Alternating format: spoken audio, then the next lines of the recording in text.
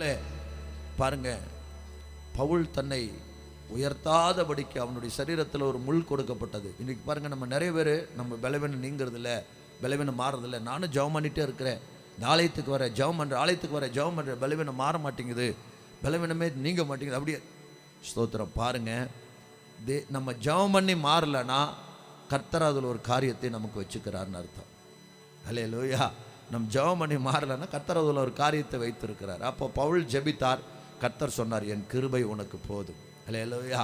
அதனால் இது என்னை நான் உயர்த்தாதபடிக்கு சாத்தானாலே எனக்கு கொடுக்கப்பட்ட முள். அப்படின்னா பவுலுடைய உருமால் கட்சிகளெல்லாம் கொண்டு போய் வியாதிஸ்தர்கள் மேலே போட்டாங்க, சுகம் கிடைத்தது. அப்போ பவுல் என்ன நினச்சிடக்கூடாதுன்னா, இயேசுநாதரோட நான் பெரிய ஆளுன்னு நினச்சிடக்கூடாது. அல்லேலூயா. அதனால் என்னென்னா, இயேசுநாதரோட நான் பெரிய ஆள் கிடையாது, ஏன்னா என்னாலே அநேகர் அற்புதம் பெறுறாங்க, ஆனால் எனக்கு இருக்கிற வியாதி என்ன செய்யலை, மாறவில்லை. சரிங்களா? அப்போ என்ன அப்படின்னா, தன்னை உயர்த்தாதபடிக்கு, தன்னை மேன்மைப்படுத்தாதபடிக்கு அது கர்த்தராலே கொடுக்கப்பட்ட ஒரு முள்.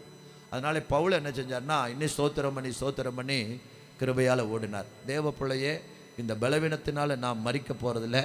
பலவீனம் இல்லாதவன் ரொம்ப வருஷம் வாழ்வன்னு சொல்ல முடியாது. அல்லேலூயா.